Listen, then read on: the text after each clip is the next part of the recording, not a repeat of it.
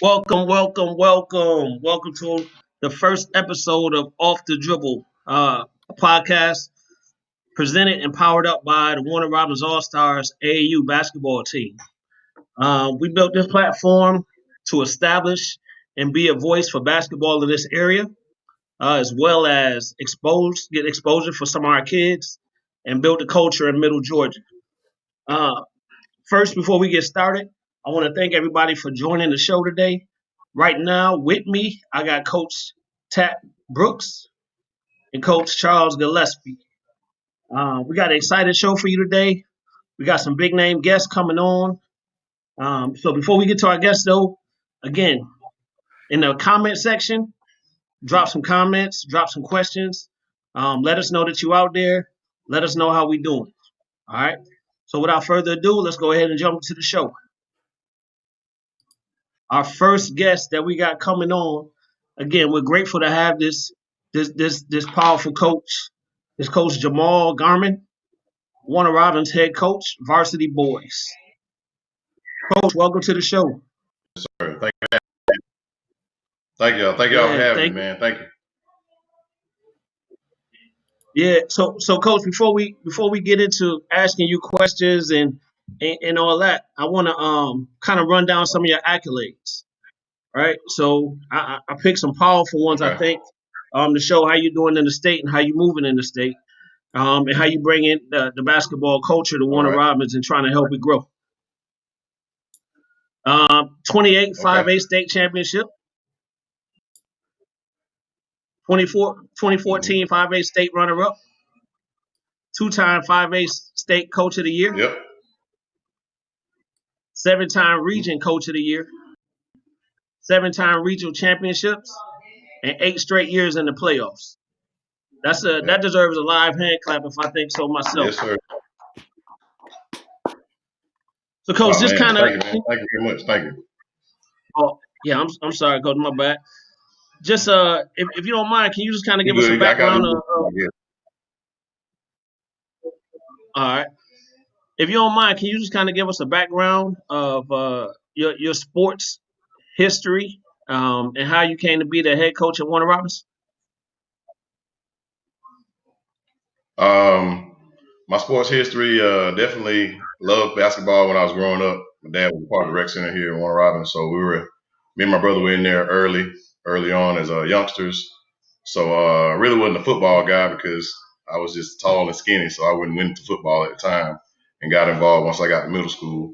But just being in this position, man, and just being here is a blessing because I was born and raised here. So to be able to do some of the things that we've been able to accomplish for our high school that we graduated from is always a blessing. Yeah, that's big, coach. So when did you take over with Warner Robins High School? What year? Was it 2010? 2010? 2010, Okay. I believe. Yeah, 20. Right. Yeah. And with you coming into that position, did you once you got that job, what was kind of your mindset coming in as far as what type of things you wanted to get accomplished? I wanted basketball to be another outlet for some of the kids that weren't able to play any of the other sports. I wanted basketball to be one of the outlets as well, so we were able to use the basketball to try to help raise great young men. So that's all the goal of the program.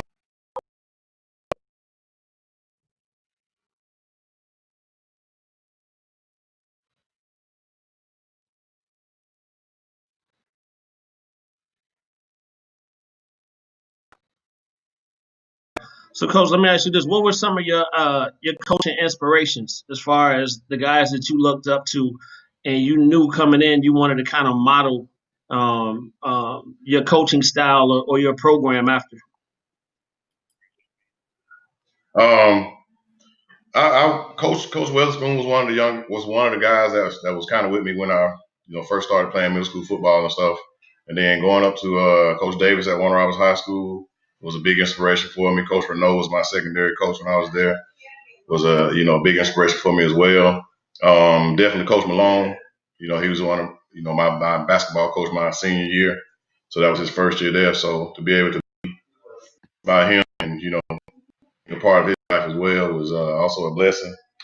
Got to Fort Valley, played football, and the main guy that really stands out to me is Coach Dean Brown. He was our second coach to this day that I get a lot of inspiration from. Definitely tenacity.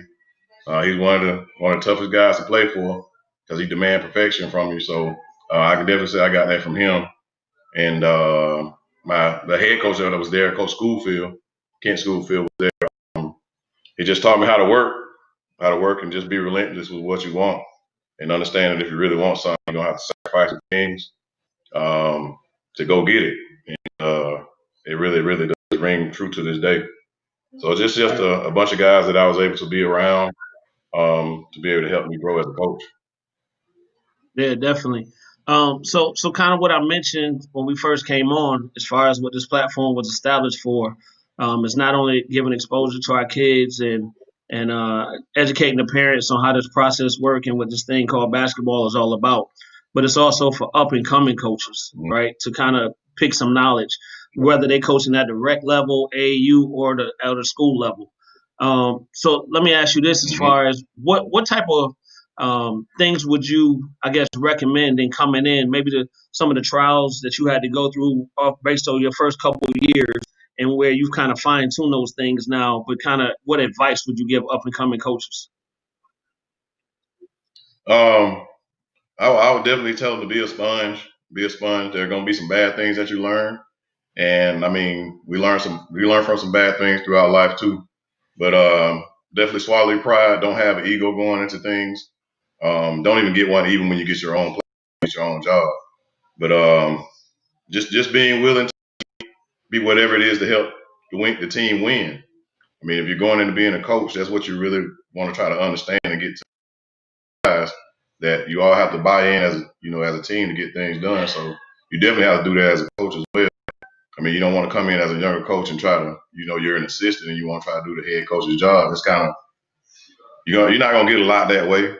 So I would just tell them just be patient and learn the process. It's a process. I mean, we didn't start out being the best at it. We definitely didn't. We had our struggles in the beginning. We still got our struggles now. So you got to understand that it all balances out if you just continue to work. Yes, sir. That's great advice. Mm-hmm. Coach, got a question for you. Scheduling. I know Right. up north they always talking about scheduling. The strength of schedule. How do you go about your schedule? We definitely want to play the best. Whenever, it doesn't matter. When we're working during the regular season, we're working for the region tournament, state playoffs. So during the season, we want to try to schedule as tough games as possible. Whether they're at home, on the road, somewhere during Christmas tournament or Martin Luther King tournament, we try our best to try to schedule some tough games so we can see exactly where we need to be and if we're going to even be fit to be in the state playoffs. A lot of times, teams try to make those schedules to where it's easy for them. Then they have all the nice, pretty records at the end of the regular season, and then get to the first round of playoffs and get smashed. So you want to kind of see where your team is before you even get to that point, before you even get to the region tournament and state playoffs. So making a tough schedule is what we like to do. Is what I like to do. I like to coach against some of the best in the state of Georgia too. Whether they kick my butt or I kick their butt, either way, to see the game and to get.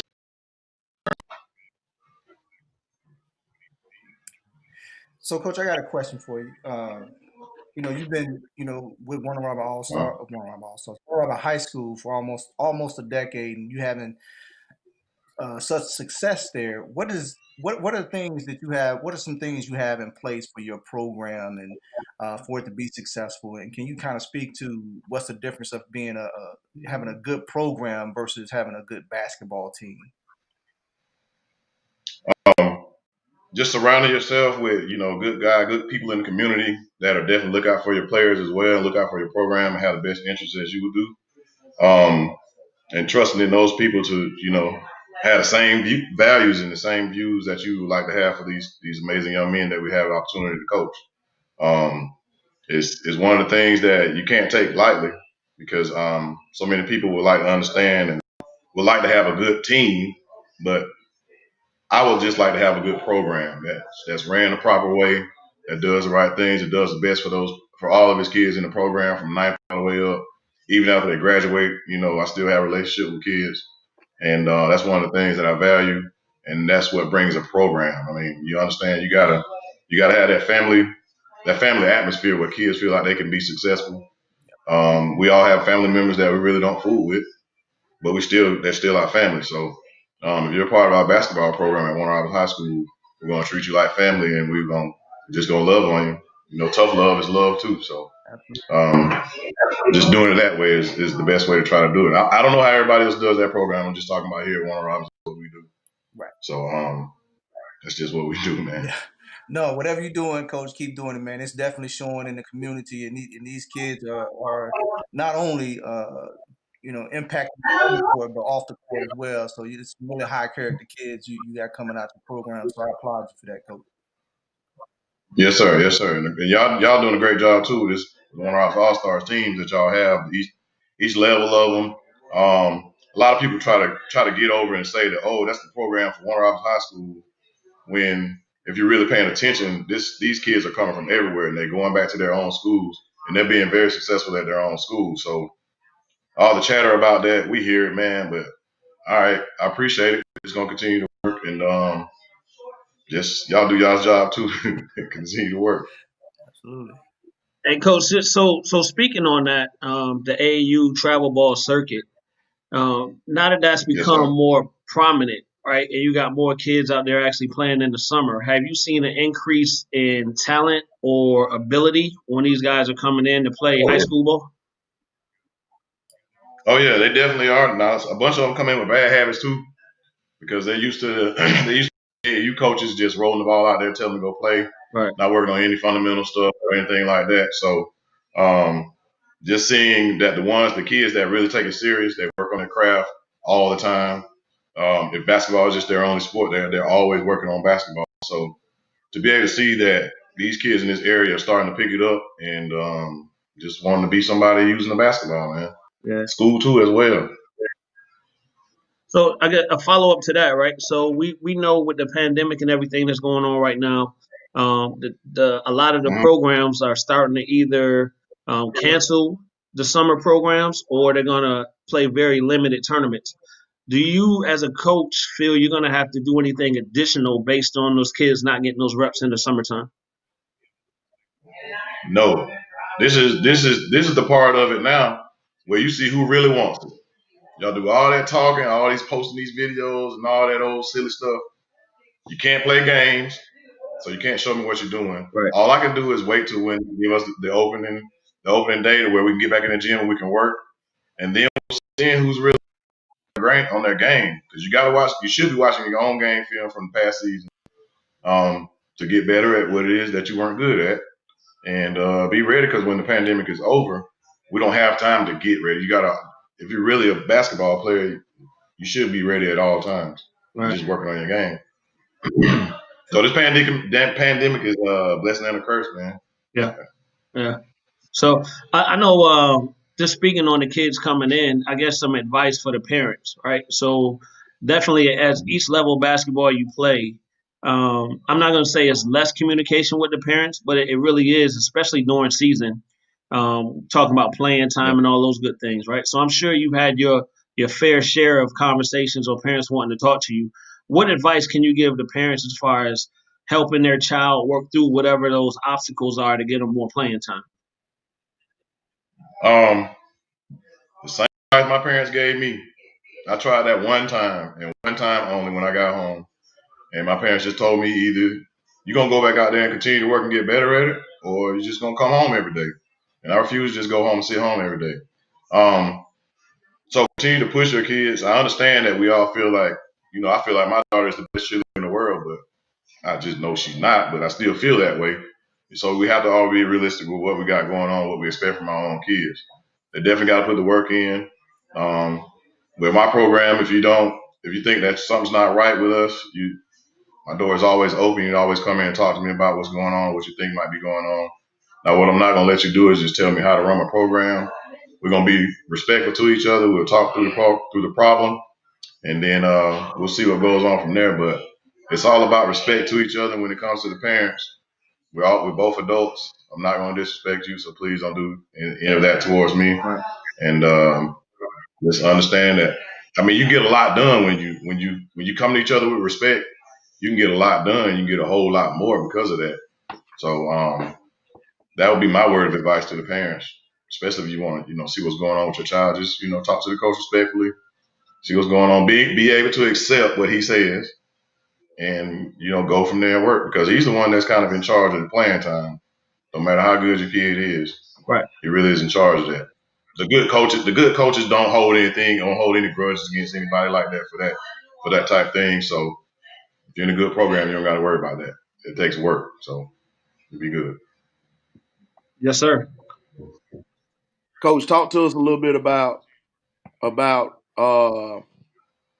how you pretty much talk to the players about their roles on the team. Mm-hmm. Every good team have to have role players. Everybody can't be the star. Everybody can't score 30. Right. Have to have kids that's willing to do other things. Right. That's definitely the number one thing with us. We have roles already. Kind of when the team comes together, we see how everybody fits in together, and see what groups work great together, and see what roles they're in. And then once we figure out that, we talk to them about it, and hopefully they accept their roles. The teams that we've been having lately have been very good about accepting roles. The first couple of years when we first started, everybody wanted to score 20, but nobody wanted to rebound, nobody wanted to defend. So once those things started coming together, we were able to get kids to accept their roles, and it started working out for the better for everybody. We got kids starting getting scholarships, graduating from high school. That's the main thing. We want them to graduate. So those things started coming together as well. So, Coach, what does that look like for you? Got a freshman coming in, middle Mm-hmm. school. He ran off, we'll say, 20 plus points a game. Get to the high school level. He may be a JV player, possibly a varsity player. He's a pretty good player. And Mm-hmm. how do you get that buy-in? Because you need him to do something different. Like, okay, you ain't gonna score 20 at this level. I need you to do X, Y, and Z. What does that Right. process look like?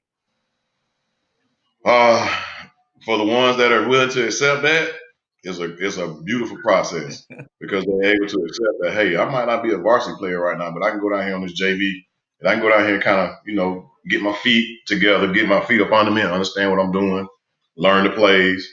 Because on that varsity level as a freshman, man, you gotta have, first of all, you gotta have a body, definitely. You gotta have a body. And you gotta have a mindset that you're gonna get your butt kicked at Warner Robins High School as a freshman, you're gonna get your butt kicked in practice. I can't speak for anybody else, but over there with us, no matter how you are, from the Marquez Callaways, who came to us and started as a freshman, to Jacolbey Owens, who was one of the other freshmen that played for us, they got their butt kicked in practice every single day because they're freshmen, and that's what you're going to get. And if the players didn't do it, we were going to push the players to go do it. So Yeah, you're definitely going to earn your stripes. You're definitely going to earn your stripes, and by the time you become a senior, if you're willing to accept those roles and accept what comes with being, an athlete, man, you graduate, you're ready to face anything, because you've been torn down and built up and torn down and built up to where you're so strong now, when you come back, that you're ready for anything. So I got a follow up question. So you mentioned Callaway. So my man went down to Tennessee, NFL. Yes, sir. So what was it like coaching? Seeing him on court, he's a pure athlete. So Yeah. was he one of those kids that could have did anything he put his mind to? What was it like? What was it like coaching that type of kid? Yeah, it's definitely, man. Whatever you want to do, if you want to focus in on track and try to be an Olympian, he definitely could have did that as well too. So could have stuck with basketball if he wanted to. It's just whatever he wants to do, and he chose what he wanted to do, and still putting the work in to be able to get exactly what it is that he wants out of life. So being able to coach that kid was definitely a blessing. Great character, high character kid that does it the right way, tries to do it the right way. Yeah. Coach, just kind of piggybacking on that as well. And athletically, he was a freak. He was able to do everything that you guys asked him to do, football, basketball, whatever the case may be. But can you kind of touch on the character piece again? Because I know when our kids are starting to get recruited, they're starting to get looks from college coaches. That character Mm-hmm. piece really comes in. What kind of locker room guy are they? What kind of guy are they when they walk in, through the hallways of school and class? How do they interact with their teammates? Can you kind of touch on that a little bit? Yeah, man, having being a high character kid, it gets you a lot, gets you a long way in life too, because people will respect you even more if you have high character. Being able to be one of those leaders in the classroom, in the hallways, that's big as well, because you can get your peers to kind of listen to you. You can be one of those leaders for the whole school, as a matter of fact. And just going about it that way, having high character and being someone that people want to be around is one of the things that we kind of value around at Warner Robins, the city of Warner Robins as well too. So, I mean, we got a bunch of kids, bunch of youngsters around the area that are high character, high academics, outstanding athletes that the world hopefully will get to see soon. Coach, you got a good incoming class of ninth graders coming in. So most of the guys have had success at the middle school level, kind of what Coach Charles was talking about. Um, how do you see the program Mm-hmm. growing from that standpoint? And I guess it's a two-part question. And the other side of that would be, have you had to adapt your coaching style to these younger guys coming in? Not necessarily changing it, but adapt. Oh yeah. Mm-hmm. Incoming class is going to be another good one for us. They're high academic kids, they're high character kids, so that fits right into the program. They got a bunch of that. They got to past that point right now with high character and academics. So that's a great thing. As far as me adjusting, I don't have a certain style. It's whatever we have. It's whatever I got to work with, and that's Right. going to be my style for the year. So, no, I'm not stuck in a certain way of coaching. I just demand that they play as hard as they possibly can, and just go with it like that. Right. Good. All right, Coach. I'm gonna switch lanes a little bit and kind of talk about you guys' state championship, right? And if Right. we Mm-hmm. all just watched The Last Dance, right? So if you guys had a camera crew Yep. following you for that year, what type of things would we have learned or experienced or seen with that team on the way to that title? Man, how silly they were, man. How silly they were. You also would have saw some outstanding stuff at practice. Oh my goodness. It was stuff that went on at practice, man, that you never got a chance to see in the game because I guess they didn't go that hard. But good Lord, man, sometimes Nelson Phillips coming off the baseline, him dunking on three people, and we looking at each other like, what? Or Bobby Kelly coming down the middle, something off him, or Jacolbey hitting ridiculous shots in practice, or Champ getting through the lane, and man, it was an ultra competitive.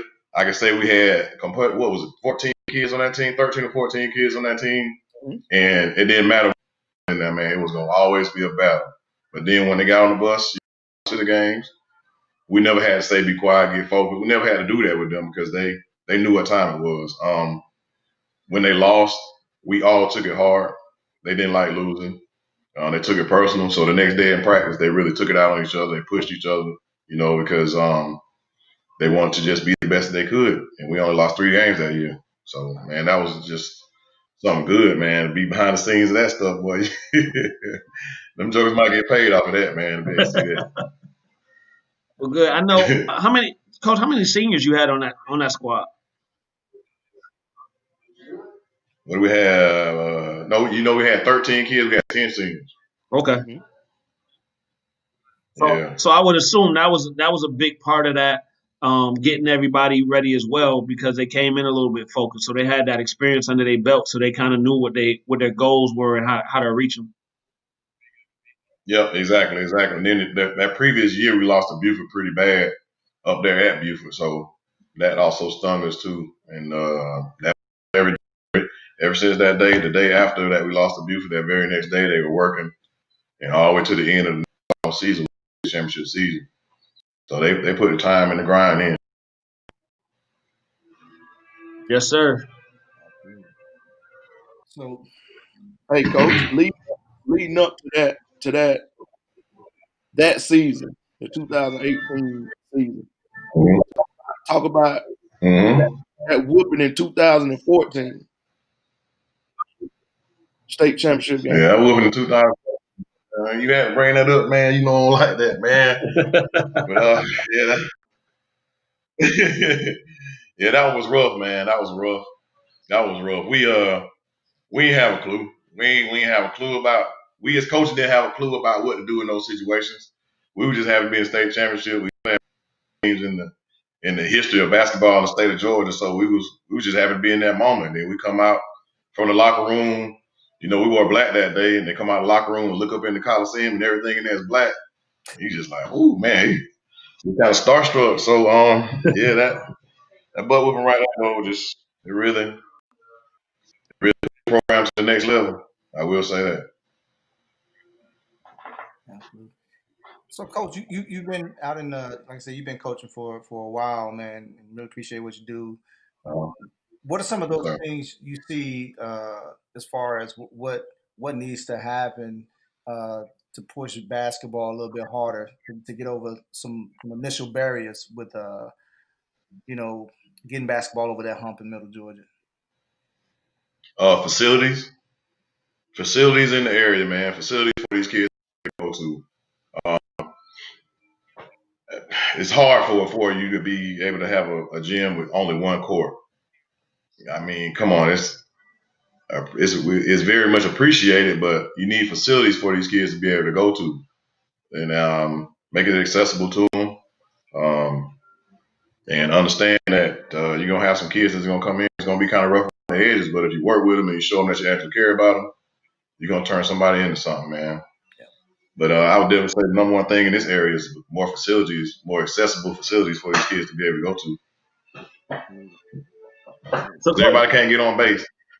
I remember when we was growing up, we used to have to try to sneak on base, man, try not to get caught, just play basketball. So we were very successful with doing that, I will say. Coach, let me ask you this, kind of piggyback on that, and you know our neighbors to the north of us.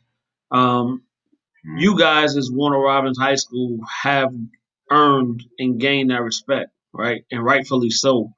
But what is it going to take for the rest of the teams in this area to kind of gain that respect? Maybe get invited to some of those Thanksgiving and Christmas time tournaments, or having teams put the teams down here on their schedule to play them.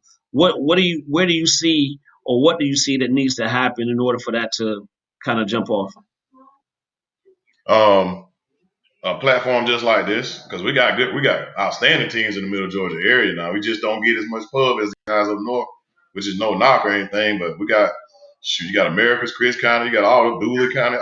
Man, you got all kind of basketball. You got the mid schools in Macon that are real good in basketball. You got us. You got Mary Persons. You have Washington County. So it's a bunch of schools in the area that are very, very. We're good in basketball down this way too. So Right. it's just the platforms that we have.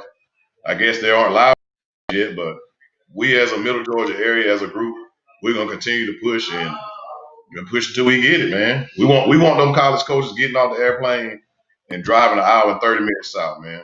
Hour and a half south, 2 hours south. Come down here and check out some of these country boys down here because they're athletic and they got academics. So just more and more platforms like this where we're able to voice and talk about what we got going on in our area is gonna be a blessing as well. So hopefully y'all keep this thing up and more people buy into it. Yes, sir. Yes, sir. So we've heard, Coach, about the get off the airport and they don't come south of the airport, right? So we've talked to Yeah. some folks and that has come up before. So hopefully this platform will be able to be utilized to get kids some looks. Because like you said, we got great talent down here. Just the guys that we got going to school and continuing their education and their basketball career. They got the grades, they got everything. So hopefully this platform will be able to push that and bring that to the forefront.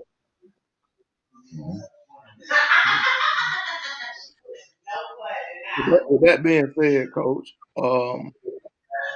and Kenny speaking on the platforms and the up north. We have a similar platform here, which is Heights South. Our buddy Kawasi does a great job, but Yep. he needs some help. He Yep. needs some help. He can't be the only one to go to battle and go to bat for us here in Middle Georgia. And he does a great job. He does a great job of doing it. And I know, coming up this year, he gonna have showcase at one of our.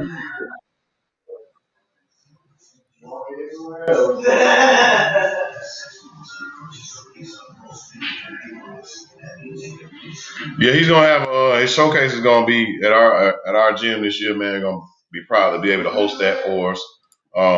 It was a big success for him last year as well. He had some good teams come down, man. A bunch of teams that were there ended up making state playoffs, making big runs in state playoffs. So that's what it's all about, And he's a big advocate for our area, man. I'm proud to have him on our side because what he does is he puts in the work. He actually travels. He actually gets out and go see these kids for himself. He doesn't sit here and wait on somebody else to say something about it and then write down what the other person said about it. And he likes to go off his own eye test. Right. And when he sees what he sees, I mean, that's what it is. That's why I tell my kids at all times, try your best to be on your best. Because you never know who's gonna be out there watching. You never know. That one opportunity might slip by, you might not be feeling good that day or whatever, man. But just be ready because guys like Kawasi Hype South is gonna be in the building. You got other guys too around the area. Sean Williams is another guy. Corey Black is a guy that promotes a lot. So man, it's big, man. Big. I know I'll leave some other guys out too, but Kawasi is the big guy for our area. You want to know what's going on with him, whether it's girls or boys. And that's what I really like about him because he promotes girls too as well. A lot of times you don't get these girls promoted. Man, these girls got grades and they can play. So he does a very good job of promoting them girls as well. Like I said, I'm proud that he's on our side and be able to help promote guys that come out of Warner Robins High School. Hey, Coach, I'm gonna throw it to Coach Charles. He got a question from the viewers. Hey, okay. We got a question from Jamari Page. He wants to know, how did you as a coach get prepared for rebuilding after losing more than half of your team in 2018? We prepared for rebuilding during the JV season. That's when we were preparing for rebuilding, especially using those games to see what we're going to be able to use for the following season on the varsity level. And the big time, what's really big is the summertime, putting the work in with those guys in the month of June. That whole month is very dedicated to being ready to go in October when time comes around for tryouts and the season to start. So the rebuild starts during the season for us. So, Coach, to kind of piggyback on that kind of go back to the culture, right, and building a program.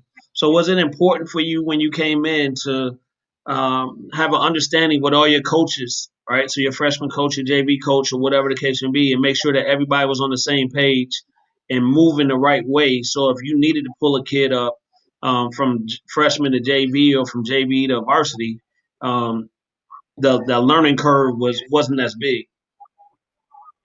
Yeah, exactly. We pride ourselves on that, trying to be able to do the basic things early. So when we all get together, we're all working together. We're going over those basic things, and everybody knows what to do. So once they get comfortable and understanding what to do, it kind of makes it a little bit easier. But like I said, you're still gonna have to work through it, and you're gonna have your bumps and your bruises that you go through to be able to work through. So, Coach, I know we spoke before, and you mentioned after that 2014 season that kind of put everybody on notice that you guys were serious and you were something to be handled coming in the gym, right? But can you kind of speak to after actually winning that championship in 2018, what kind of target was put on your back when you was coming in those gyms? Where you were getting everybody's best game at that point?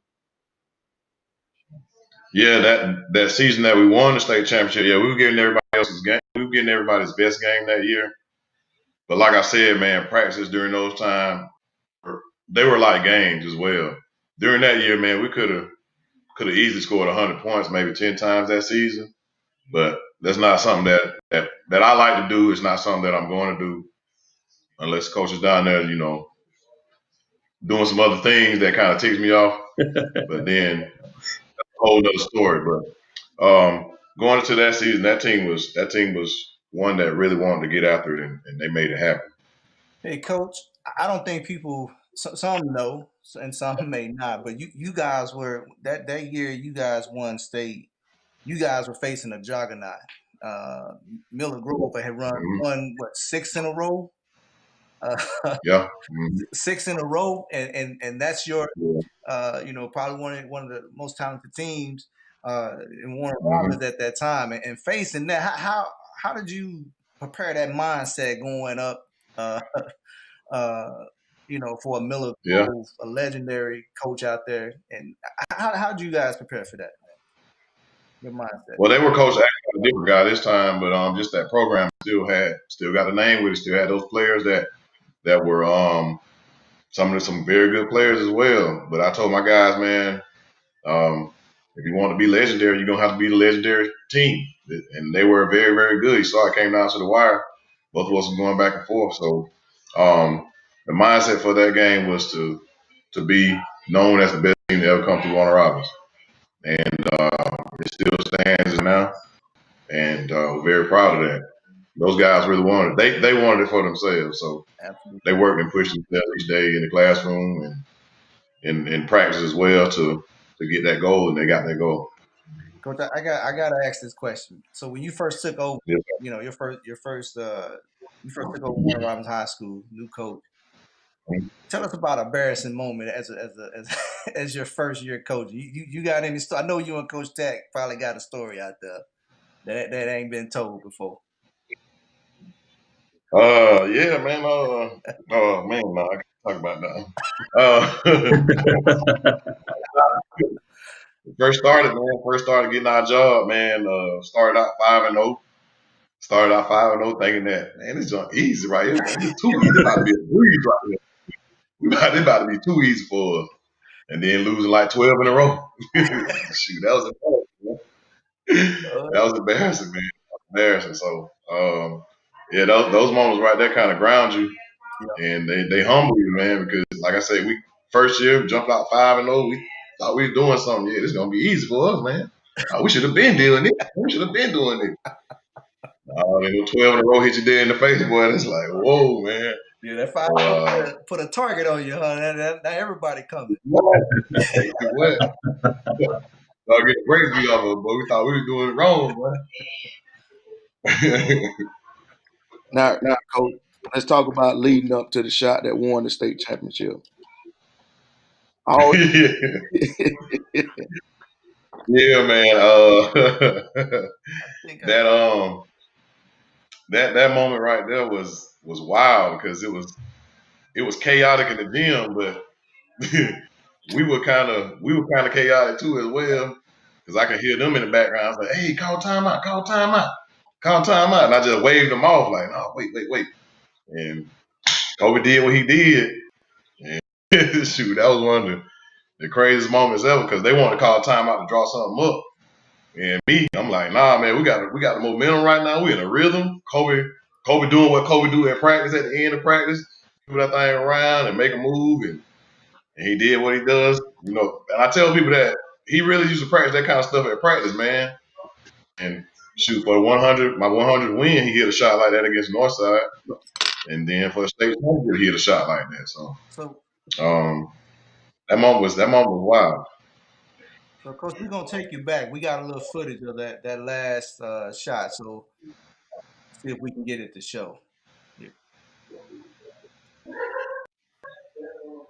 Hey, Coach, while we're doing this, we're gonna talk through it, so you can kind of tell us exactly what was going on at what point and who was in your ear screaming to call timeout. All right, here we go. Hold on. Let me see. Hold on. I can't see that right there. Hold on. All right, here we go. Yeah, good.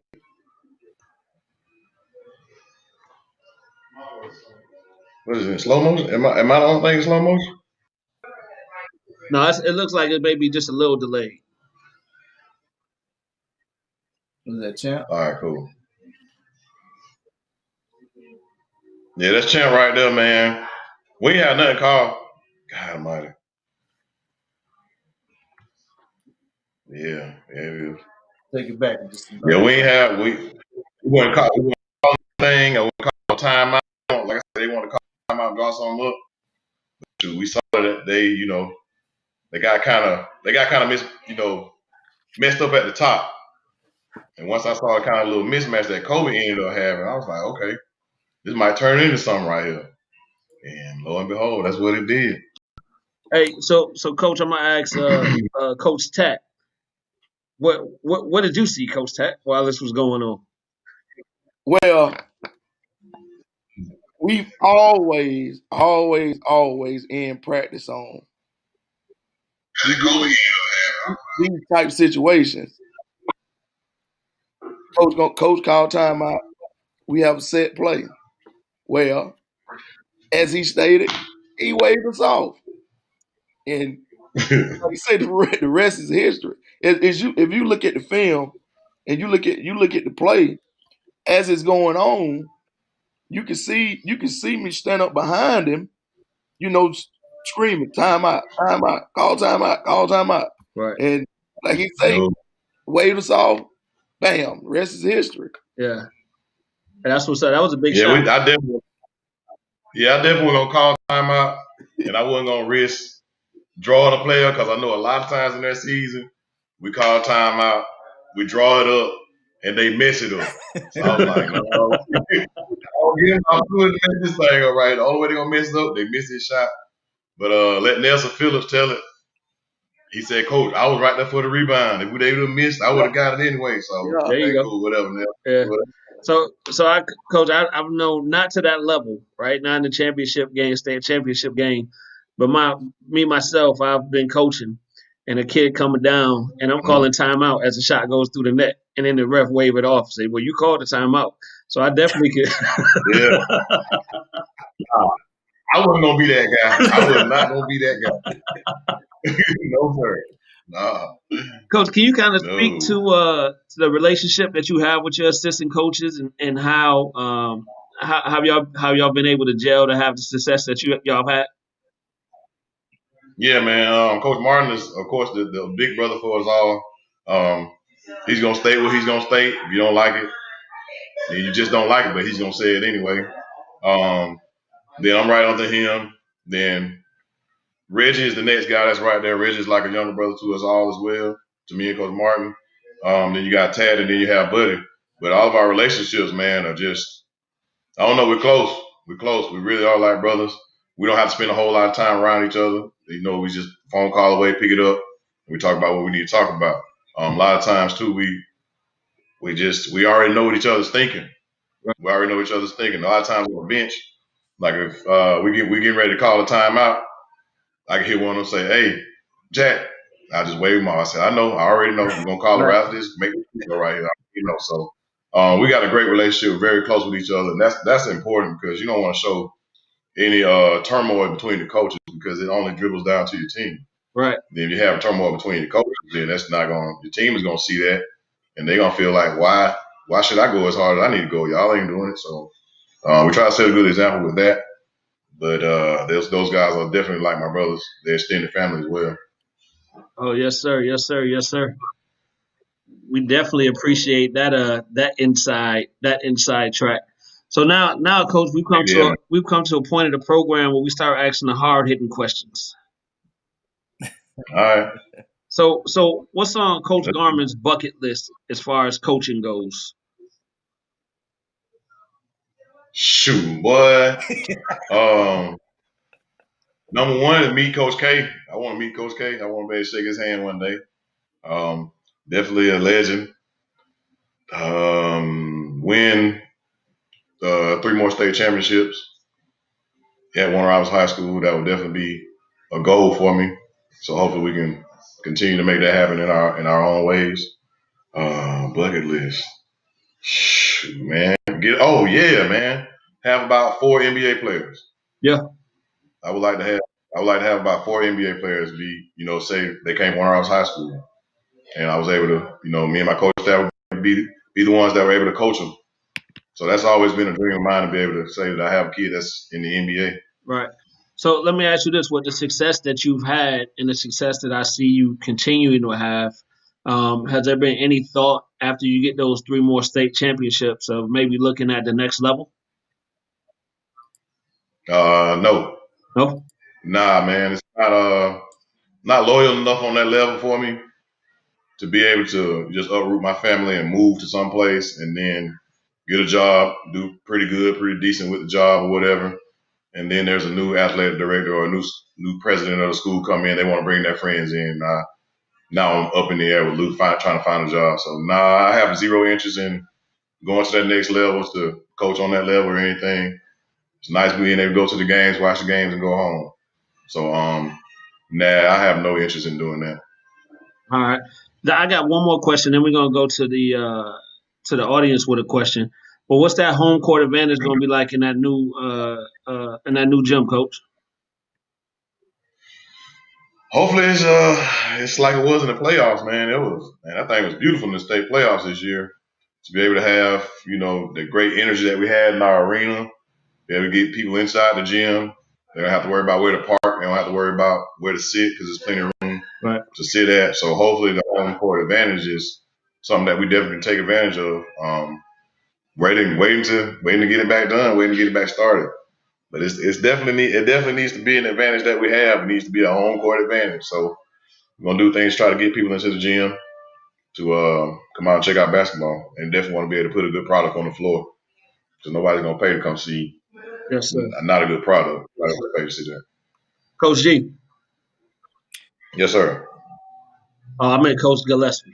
I'm throwing it to Charles, Coach. Oh. That's my fault. Hey, Coach, we got a question from one of the viewers, Jamar Page. How did you get your new players prepared for the crosstown rivalry games?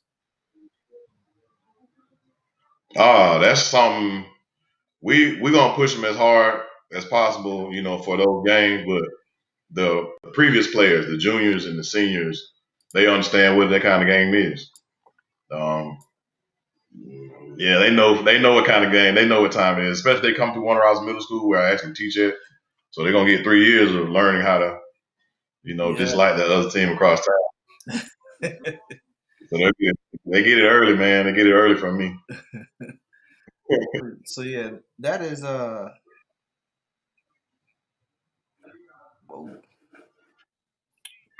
Why you doing that, Coach Charles? Shout out to Matt Simon, man, who does a great job over there in Northside, man. What's up, man? What's up, man? My bad, man. You my boy, man. Hey, You man. my boy, Blue.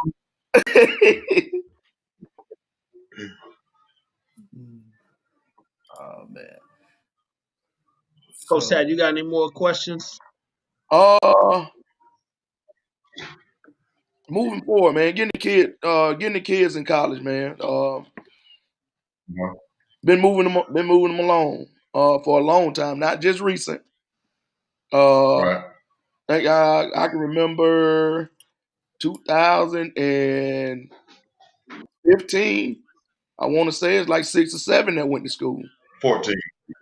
Was it 14? Yeah. Mm-hmm. Yeah, man. 14. Donald Watkins was the first one in 2014. After that season, he was the first one. So, yeah, man. Moving along to college, just letting them know and understand that not everybody's gonna be able to play college basketball, but the ones that are able to be blessed with that opportunity, you want to be prepared. You want to be ready for that. You want to have your grades and stuff together, high character, and be able to play the game of basketball. So.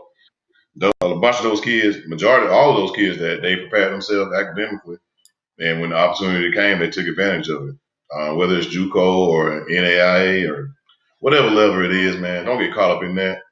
Go where somebody wants you, and your education is going to be taken care of. Because at the end of the day, like I said, it's not promised that everybody's going to be able to go probably play college basketball and definitely be able to be a pro in basketball. So the ones that are definitely going to be professional basketball players, whether it's overseas or here in America, they got a chance. That's a blessing, man. That's a small percentage. Like I said, I just want one of them, but I'll take 4. Right. Oh, Charles, we got another question from the audience. We do. So, question from Derek Embry. He was asking, what is your opinion about multi-sports athletes or kids specializing in just one sport? Oh man, I was a multi-sport athlete, so I'm gonna tell the kids to do as many sports as they possibly can. When I was in high school, I ran basketball. I ran basketball, played basketball, football, and ran track. I want to play baseball as well, but track and baseball were intertwined with each other at the same time, so I wasn't able to do it. But the ones that think they just that want to just specialize in one sport, if you're gonna specialize in that one sport, you're gonna have to be extremely good at it. You're gonna have to work on it every single day. Um, Carry yourself as a college student if that's what you're gonna do. But the ones that are multi-sports, I would definitely I would tell all my basketball players to run track. But I can't make them, but that would definitely be a suggestion from me to them to be able to go run track because that's gonna get your endurance up. It's gonna make you stronger too. For basketball. But I'm with it either way. Either way, if they want to play 4-5 different sports, that's fine. They only want to play one. I'm with whatever they would like to do.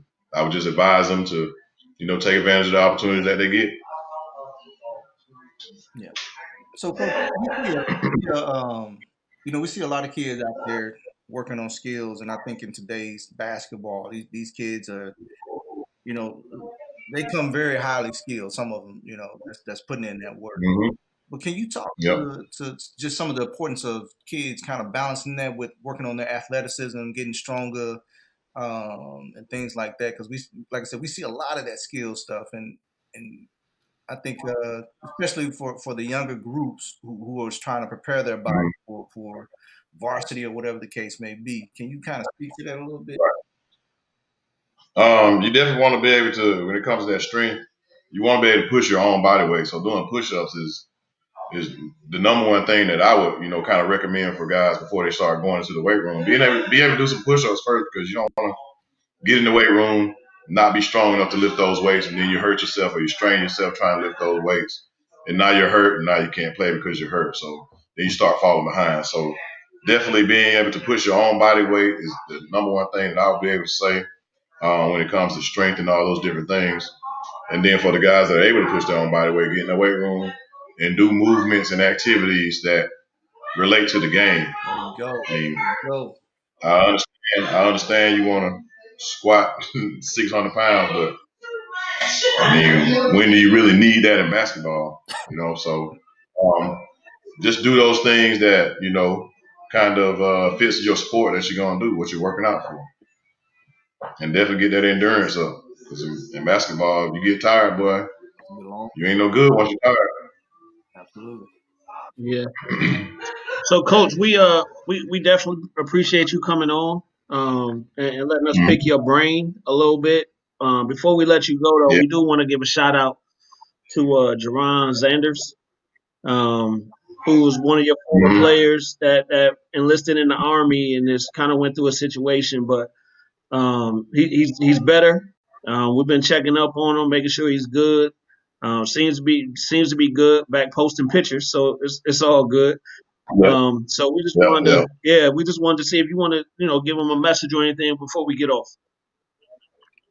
Oh yeah, man. All the guys that are that definitely have played basketball for me in high school that are in the military, man, I really appreciate what y'all guys are doing for our country. Love y'all boys. Y'all definitely know that. And you're fulfilling one of my dreams, man, of being able to, produce great young men out just by using the basketball. To have y'all guys join the military, Jaron Sanders, Quintavious Taylor, there's Anthony. There's a bunch of guys that are definitely in the military. I got some of my managers as well that are female. They're in the military too. So just proud of all the kids that we've been able to come in contact with. Jaron, we've been praying for you, my brother. Glad that you're doing much, much better, man. Continue to get stronger and striving and being the best you can be.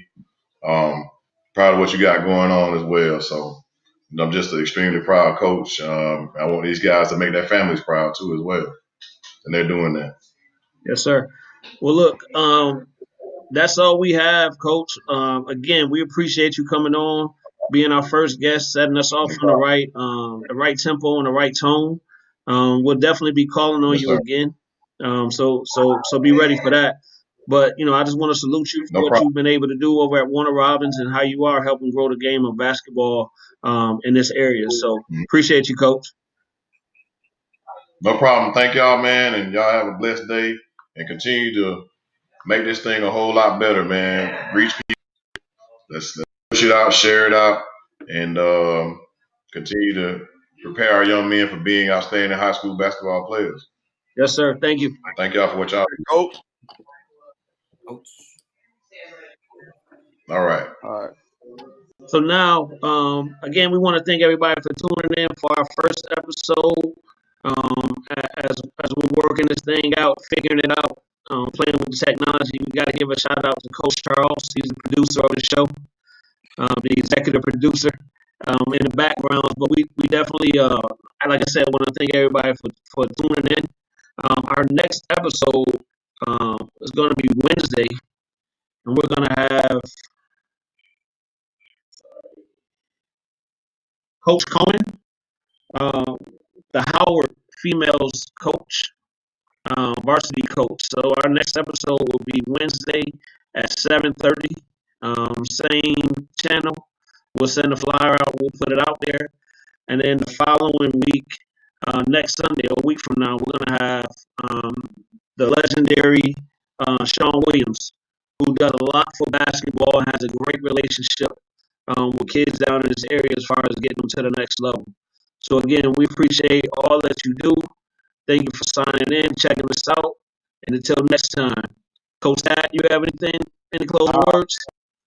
Just appreciate everybody tuning in, man, and looking forward to continuing this thing and keep rolling. And like I say, for people that don't know who we having on next week, like you said, Latavia Coleman. A lot of people Google her. She's done some amazing things here in Middle Georgia area with women's basketball. On the WNBA Florida State legend, and played in the Southwest. So should be a good show next week. Coach Charles? I'd like to thank everybody just for tuning in, man. Definitely keep tuning in.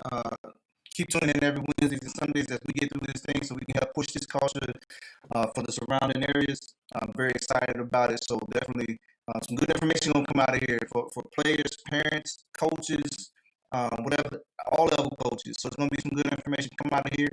We got a heck of a lineup coming up for this first season. So make sure y'all stay tuned. Right. And then kind of piggyback on Coach Charles, if there's anything that you guys out there want to see, talk about, hear about, learn more about, hit us on in the chat, hit us on the social media platform. We're on Twitter, Facebook, and Instagram, as well as come to the YouTube page and get the information to us, and we'll go from there as far as feeding that to you guys as our audience. So if nothing more, thank you and have a good night.